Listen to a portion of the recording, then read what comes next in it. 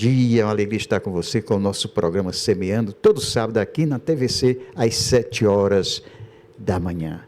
E como o mundo todo católico está nessa reflexão, na oração, realmente nessa expectativa da eleição do novo Papa, que naturalmente será inspirado pelo Espírito Santo, no sábado de hoje, nós estamos recebendo aqui uma pessoa muito importante de uma obra de Deus, a obra Lumen. Convidamos o Fernandinho para falar um pouco sobre a obra Lumen. Bom dia, é uma alegria estar com você aqui. Bom dia, uma alegria, viu? Muito obrigado pelo convite. Como é que começou essa obra Lumen?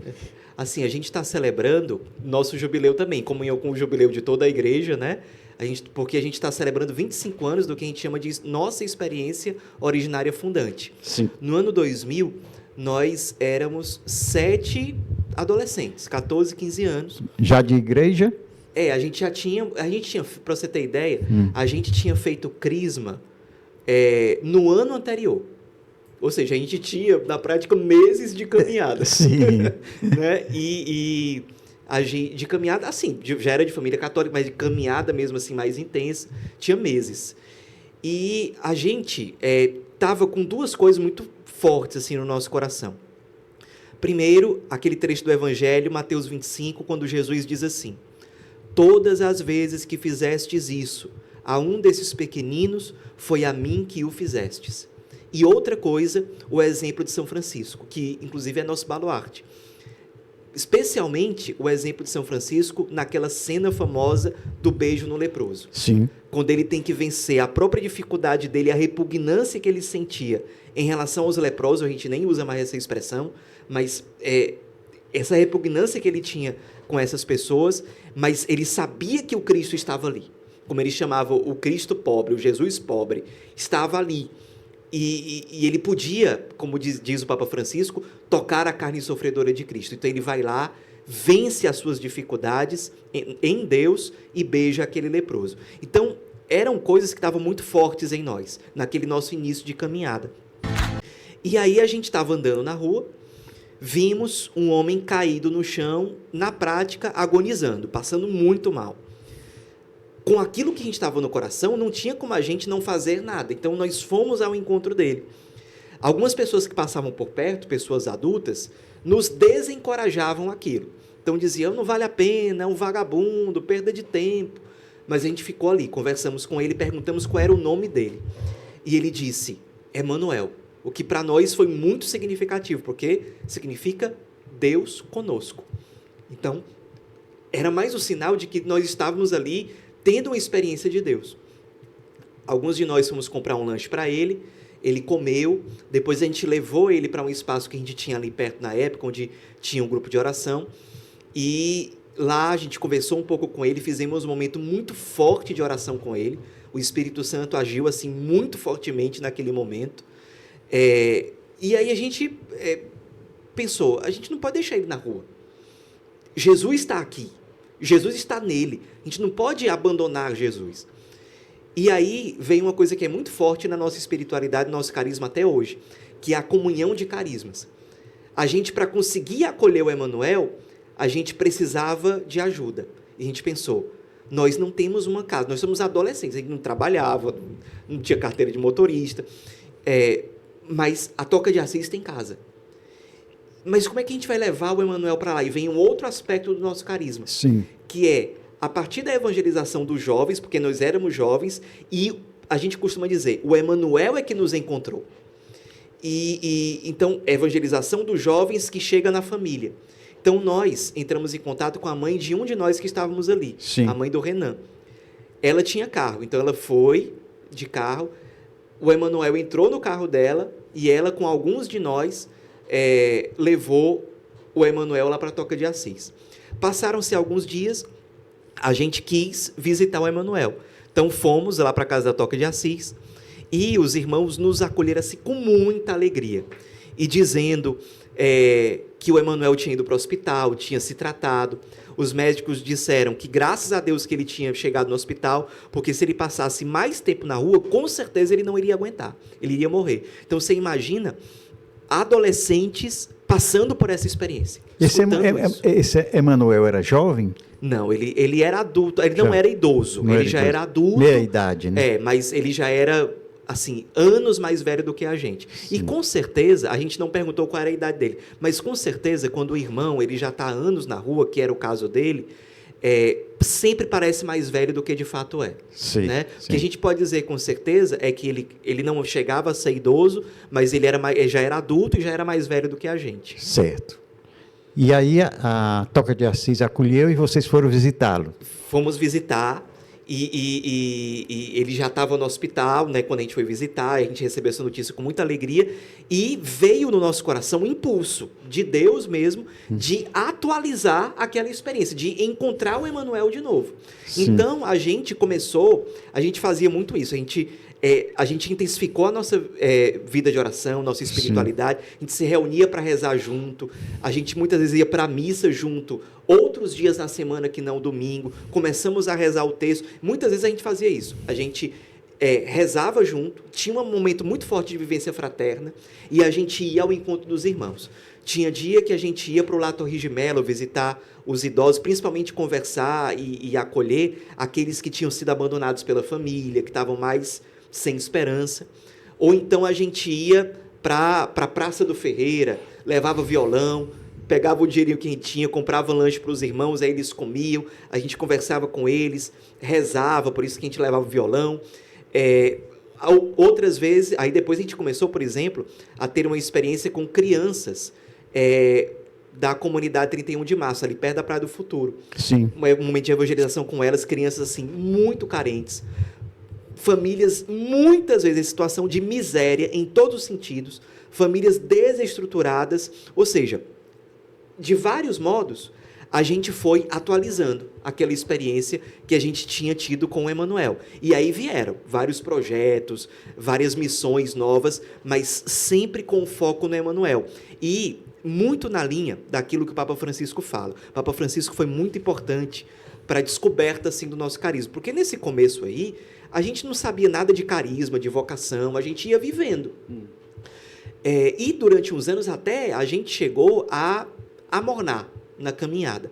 Mas em 2012, a gente teve um novo despertar, de encontrar o Emanuel de novo, de ir na Praça dos Leões, de fazer um momento de lava-pés com os irmãos, de ir ao encontro das crianças, de querer construir o nosso primeiro centro social, exatamente na 31 de março, que hoje existe esse e mais outros 8 centros sociais existem hoje, principalmente voltado para crianças e adolescentes e jovens.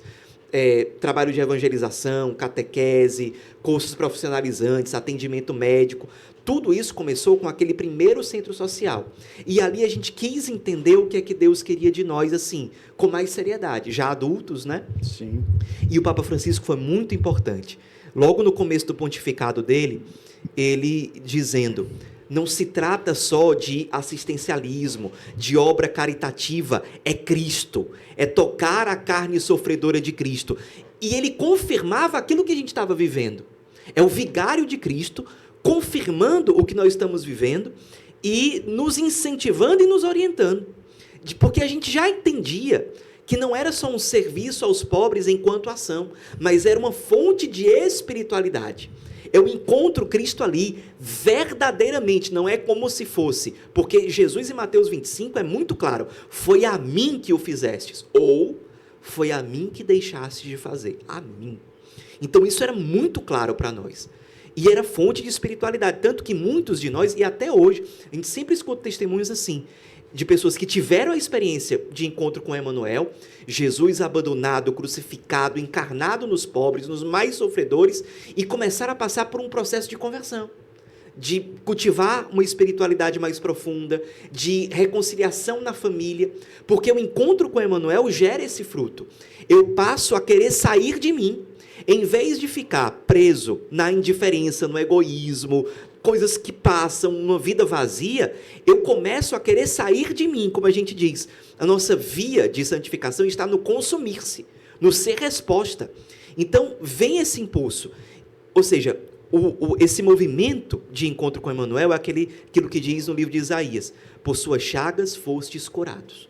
de fato, é um processo de cura. Em relação à família, que às vezes estava desestruturada, exatamente por conta da indiferença, do egoísmo, cada um para o seu lado.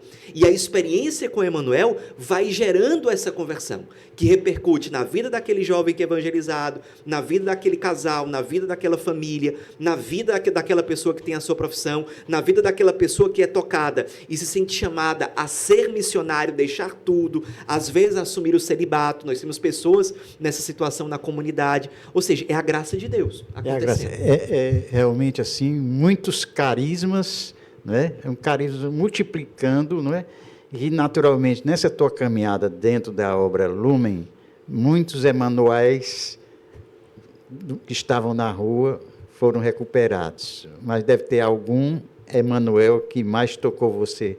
Você poderia assim resumir a história do Emanuel? Posso sim. Tem vários casos, né? Mas um que eu sempre cito, que me marcou muito, foi o do seu Célio. Para resumir a história dele, o seu Célio ele foi acolhido na rua numa situação muito degradante.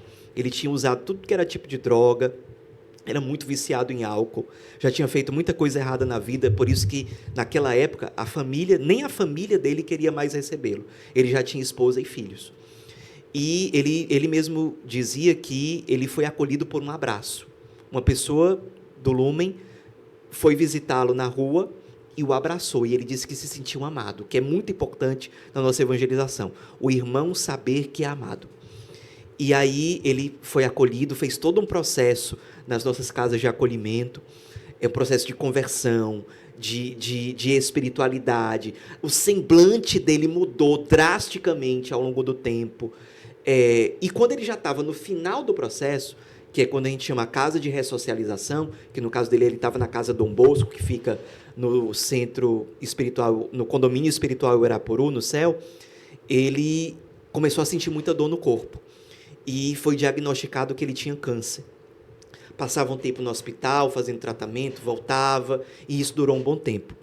Tinha época que ele sentia tanta dor que nem com morfina a dor dele passava. Eu perguntei para alguns irmãos que dormiam no mesmo quarto que ele, era um quarto com alguns beliches, e todos diziam a mesma coisa. Se eles acordassem de madrugada para alguma coisa, eles olhavam para o seu Célio sempre estava acordado, e sempre estava com um terço na mão. Um dia eu perguntei para o seu Célio, o que o senhor faz quando o senhor sente assim muita dor e não consegue dormir? E ele me disse, eu ofereço aquela dor pelas intenções que eu apresento no terço. Então, naquele dia, uma pessoa pediu para eu rezar por uma intenção. Na hora que eu sinto a dor, eu me lembro de Jesus crucificado e eu ofereço aquilo por aquela intenção. Com o terço na mão. Com o terço na mão. Nunca reclamava de nada, nada. Sempre um semblante sereno, pacífico, ria.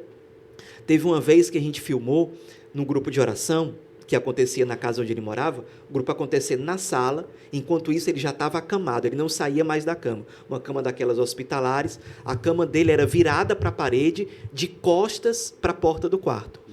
A gente quis ver, os irmãos lá na sala estavam louvando a Deus, músicas alegres, e a gente foi para o quarto do seu Célio. Quando a gente abriu a porta, ele estava sozinho no quarto, louvando, levantando os bracinhos bem fininhos, sozinho lá, cantando, louvando a Deus. A gente filmou isso. Pouco tempo depois, ele pediu para a gente uma coisa que a gente achou muito complicada. Ele pediu, que os médicos já disseram que não tinha mais o que fazer, ele pediu que a gente entrasse em contato com a família dele, para ver se a família aceitava ele de volta. A gente, tudo bem, mas sabendo do histórico, para nós foi surpreendente, depois da gente contar para a família toda a mudança da vida do seu Célio, a família resolveu recebê-lo. E ele morreu reconciliado com a família em casa, com a esposa e com os filhos. Poucos dias depois disso, a gente lançou o documentário Emanuel, que está no YouTube, contando um pouco da nossa história, e eu saindo do lançamento do documentário, saindo do teatro, uma jovem me abordou, dizendo, você publicou uma coisa sobre o meu pai. Eu perguntei, quem é o seu pai? Ela disse, o seu Célio. Porque quando ele morreu, eu postei o vídeo dele, louvando sozinho, e coloquei uma mensagem em homenagem a ele. E aí ela foi me contar a história dela. Ela era a única filha dele que não estava em casa quando ele morreu, porque ela seguiu os passos do pai, no sentido de ir para a rua e começar a usar droga. Soube que o pai tinha morrido, foi para o cemitério e ficou assistindo o enterro de longe. Algumas missionárias do Lumen viram, acharam aquilo estranho, foram conversar com ela, ela explicou o resultado. Ela foi acolhida no cemitério. E passou a entrar nas casas de acolhimento do Lumen e me encontrou naquele dia. Fernandinho, é uma alegria muito grande estar ouvindo essa história, que realmente eu estou assim muito emocionado em ouvir. Eu sei que são várias histórias, não é? Mas no segundo bloco nós vamos testemunhar também de pessoas que estão na Lumen, que passaram pela Lumen, que tiveram uma história parecida também com essa que você contou. E também já adiantar que o programa já está aberto, que esse é o nosso primeiro contato, teremos outros contatos, porque a história da obra Lumen é muito grande, né? Não cabe só, e televisão tem um tempo, né? E nós vamos ter ainda o segundo bloco, com os dois senhores aqui da Lumen, que vão dar o seu testemunho, e com certeza vamos fechar com chaves de ouro o programa de hoje. Queria agradecer a você, com certeza que Deus lhe unja, lhe dê força, fortaleza, não desistir, e seja o que o Papa Francisco inspirou para vocês. Maravilha, conte conosco, estamos à disposição. Quem quiser conhecer mais Obra Lumen, colaborar de alguma forma, um caminho é Instagram, @ObraLumen. Ali você já encontra as informações. Obra Lumen. @Obra Lumen ou @Lumen Ser Feliz. Qualquer um dos dois. Certo. Aí a pessoa já vai poder ajudar. Já pode entrar em contato para conhecer, para ser voluntário, para contribuir de alguma forma, porque realmente são quase 50 casas de acolhimento hoje em dia. 9 centros sociais, fora os outros projetos, sem ajuda governamental. Então, a gente precisa realmente da colaboração de muitos irmãos. Graças a Deus, a providência de Deus tem nos sustentado. E quem quiser também entrar nesse movimento que a gente chama de ser feliz, fazendo outro feliz, pode entrar em contato por esses caminhos. Bem, se você quer ser feliz e fazer outro feliz, procura a Obra Lumen. Muito obrigado e vamos para o nosso segundo bloco. Acesse @LuminusPlay Produções no Instagram, Facebook e YouTube. Luminus Play, dando um play na sua ideia.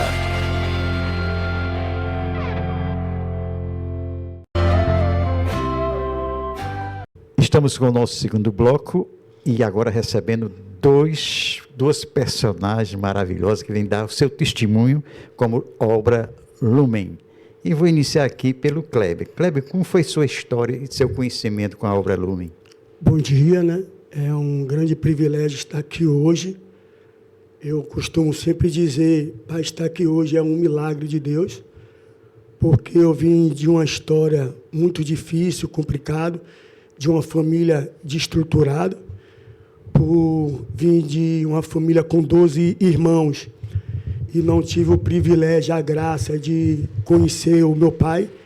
Se hoje as pessoas pedirem a minha identidade, não vai ver o nome do meu pai, mas sim da minha mãe. Minha mãe, por ter 12 filhos, uma vida desestruturada, que minha mãe consumia álcool, às vezes drogas também. E, por conta disso, minha mãe, muitas das vezes, vinha me corrigir de uma forma a qual que não era muito amorosa, e aquilo me causava muitas dores, né? Tristeza, angústia, depressão. E com 8 anos de idade eu decidi a dar um passo achando que resolveria o meu problema, que foi a rua. E a rua foi algo que trouxe consequências nas minhas vidas. E chegar ao ponto de ir crescendo e ali para o juizado de menor, e chegar ao ponto de conhecer uma das drogas mais que lastrou o nosso país, que foi o crack. De Sim. todas as drogas que eu consumia, o crack foi a que mais lastrou. Chegar ao ponto de me jogar no fundo do poço. Chegar ao ponto de estar ali pesando 42 quilos, de estar pegando uma tuberculose. Chegar ao ponto de estar ali comendo do lixo, onde eu saciava minha fome, ali debaixo do viaduto, no Orixás Centros, ali que minha cama, meu colchão era um papelão. Era em Salvador, né? Isso lá em Salvador. E ali não tinha mais expectativa nenhuma de vida, não tinha sentido. Até as pessoas mesmo diziam que eu não ia sobreviver. O cara consumindo droga, 42 quilos, e nosso país enfrentou um momento mais trágico que o nosso mundo enfrentou, a pandemia, né? Sim. Aquilo foi algo que surpreendeu muitas pessoas, porque as pessoas diziam que eu não ia escapar e nem sobreviver. O próprio meus colegas chegar ao ponto de não querer nem me dar droga, pelo estado de vida que eu estava, sujo, fedendo, mais de meses sem tomar banho, e ali invisível da sociedade, aonde as pessoas muitas das vezes passavam para ir para a sua academia, alguns locais do seu trabalho, passava distante comigo, raciocinando comigo, nesse momento, se as pessoas que tinham suas famílias, de uma estrutura boa, que tinham seus pais, seus familiares, não poderia ter contato com ele naquele momento da pandemia. Agora, raciocinando, imagina só com o Kleber. Sim. Um jovem que está ali sujo, fedendo, sem máscara, invisível da sociedade, de uma tuberculose, pesando 42 quilos, no momento que eu nunca mais imaginava que ia sobreviver, e não tinha mais sentido para mim. Tudo foi jogado por água abaixo. Mas eu sempre digo, eu louvo a Deus, glorifico esse Deus, essa Santíssima Virgem Maria Pietá, que dessas 48 casas espalhadas dentro do estado do Brasil, ali tem uma Santa Dulce dos Pobres, onde eu estava invisível da sociedade, onde vi um grupo de jovens em minha direção, e naquele momento ele me dá um abraço. Mas que abraço foi esse? Foi um abraço extraordinário. Um abraço que quebrou todo o protocolo, porque ali o Kleber estava sujo, fedendo, sem máscara. E aquilo foi algo que me deu um sentido na minha vida. E ali eles disseram para mim que me levaria para uma casa, não um centro de recuperação, mas sim uma casa. E chegar dentro daquela casa ali, onde eu tive um banho, onde eu tive uma cama, onde eu tive toda essa graça de poder ser bombardeado pelo amor. Aonde não tem o amor, coloca o amor. A pedra que o pedreiro rejeitaram se tornou a pedra angular. E ali o Kleber cria no coração de querer ser um missionário. E essa comunidade, esse carisma que a igreja me salvou, me traz para o Ceará. E aqui se vai o Kleber hoje dentro do estado do Ceará há 4 anos e 6 meses em diante. E hoje aquele jovem que era invisível, esquecido da sociedade, aonde dizia que não tinha mais jeito, nem minha família mais acreditava. É onde esse jovem, resumindo, trazendo para o nosso dia de hoje, que é uma palavra muito forte, que é ser feliz fazendo outro feliz. É esse jovem que é um dos responsáveis ali dentro do condomínio Irapuru, ali no céu, trabalhando, convida as pessoas que terminam das suas caminhadas. É esse jovem hoje que está estudando. É esse jovem hoje que está com todos os documentos. É esse jovem hoje que a saúde retomada de volta pesando 65 quilos. E por que hoje eu me pergunto, por que eu não perdi a minha vida naquele momento que milhares de milhões de pessoas perderam a sua vida? Porque hoje eu sei e acredito que hoje eu estou no centro da vontade de Deus, que eu tinha que passar por tudo isso, porque Jesus estava ali. Eu tive com fome e me deste de comer, eu tive nu e me vestisse, eu fui estrangeiro e me acolheste. Costumo dizer que eu fui acolhido pelo estrangeiro que foi o Ceará. Então, muito obrigado. E hoje eu sou o jovem mais feliz do mundo. É uma maravilha te conhecer, Kleber, realmente um testemunho forte, né? Que naturalmente muitos que estão nos assistindo também sentiram essa forma que você colocou o seu testemunho. Um menino que saiu de casa, né? Cedo, com 8 anos, entrou na droga, debaixo do viaduto, na época da Covid, que a gente já não queria nem ter contato com ninguém, e vê um jovem, lhe abraça com todo amor e lhe resgata para uma vida nova. Mas está ao seu lado, apresente o seu amigo aí que está. Aqui eu estou do lado do meu grande irmão, Niltinho, que vai agora falar. Um bom dia, eu me chamo Niltinho, né? Também sou um ex-dependente químico. Sim. Que passei 20 anos em situação de rua, mas pela graça de Deus, né? Deus assim enviou, né, pessoas, né, para me ajudar, né? E fui acolhido em 2017. Fui amado pela essa comunidade, graças a Deus, uma comunidade muito boa, que cuida, zela, né, pela vida dos mais necessitados. E hoje eu sou muito grato, sabe, a essa comunidade que me abraçou, cuidou de mim, né? Posso dizer que que mudou a minha vida, né? Sim. Uma pessoa que morou 20 anos em situação de rua, 20 anos? 20 anos em situação de Quer rua, dizer, você entrou na rua com que anos? muito cedo. Cedo, né? Cedo. E O que te motivou a ir para a rua? quando eu morava ali no bairro do Mucuripe, né? Sim. Mucuripe, eu via muita pessoa usando droga e senti o desejo de experimentar.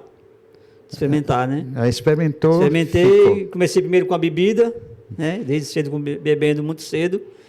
E conheci também, cheguei a conhecer o crack, né? O crack ali foi o fim, né, para mim, né? Sim. O fim, eu comecei aí usando o crack, comecei abandonando a minha família, fui para a rua, né? Cheguei a comer, como o irmão assim disse também, né? Cheguei a comer do lixo também, dormindo no papelão. Passava de muitos dias, né? Sem tomar banho, não sentia mais vontade de tomar banho, de fazer nada. E a gente na rua, quando a gente está já sofrido, a gente sempre, né? Nós da rua clama ao Senhor, né? Para nos dar uma ajuda. Aí eu clamei ao Senhor, o Senhor enviou uma pessoa, né? Que me ajudasse e me tirasse daquela situação. Sim. E essa pessoa foi com um abraço também. Me abraçou e me fez o convite, né? Se eu queria conhecer uma comunidade para que ia me ajudar, né? A sair daquela situação. Eu abracei aquilo que a mulher me pediu, né? E disse que queria ir, que estava precisando mesmo, que não me aguentava mais. Já tinha pedido até a Deus que tirasse a minha vida, de tanto sofrimento que eu passava na rua. Né, dormindo ali junto com ratos, baratas, ali em frente ao cemitério, ali em frente à igreja Nossa Senhora da Saúde. Estava morto, né? Morto, como eu disse para uma pessoa, né, que eu estava morto, né, agora eu sou um ressuscitado, né. Um ressuscitado. E passei meu tempo na Obra Lume, fui acolhido na Casa São Francisco, uma casa de triagem, né. Sim. Onde ali eu fui abraçado, pessoas, fiz muitos amigos lá, né. As pessoas me acolheram super bem, fui muito bem tratado. E ainda passei um tempo como missionário, né? Sim. Na Obra Lume, fiz toda a minha caminhada na casa de ressocialização, na casa do Dom Bosco, ali no condomínio espiritual Irapuru. E hoje, pela graça de Deus, eu já vou fazer 9 anos, né? De sobriedade. Não me encontro mais na comunidade, né? Mas tenho vínculos com eles, sempre eu apareço nas casas. E hoje, pela graça de Deus, eu me encontro trabalhando, né? Graças a Deus. Pessoas da Obra Lume que arrumaram esse trabalho para mim. Já estou com 3 anos já trabalhando e 9 anos sóbrios, pela graça de Deus. Olha que maravilha, 2 testemunhos aqui maravilhosos, né? E 2 homens realmente que hoje são novas criaturas em Cristo Jesus, né? Foram resgatados. Então, eu passo o microfone aqui para o Kleber, para a gente encerrar o nosso programa de hoje. Você poderia dar uma mensagem para os que estão nos assistindo, que talvez estejam na sua situação, ou estejam na sua situação, como era a sua situação anterior?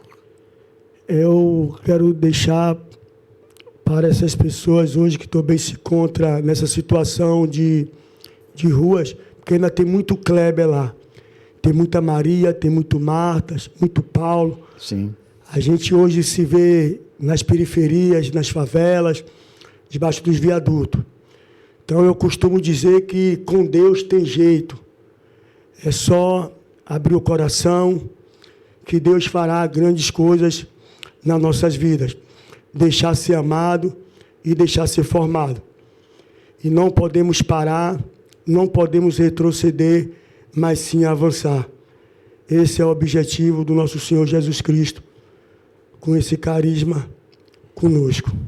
Então, com essa alegria do Senhor, encerramos o nosso programa de hoje, sabendo que o mandamento de Jesus é: amai-vos uns aos outros como eu vos amei. É o que nós estamos ouvindo de vocês, né? É o amor que cura, é o amor que salva e é o amor que liberta. Que o amor de Deus, essa semente do amor de Deus, chegue também no seu coração e lhe transforme numa nova criatura vencedora em Cristo Jesus. Um bom dia e até o próximo sábado, se Deus quiser, com o nosso programa Semeando, agradecendo a presença de vocês.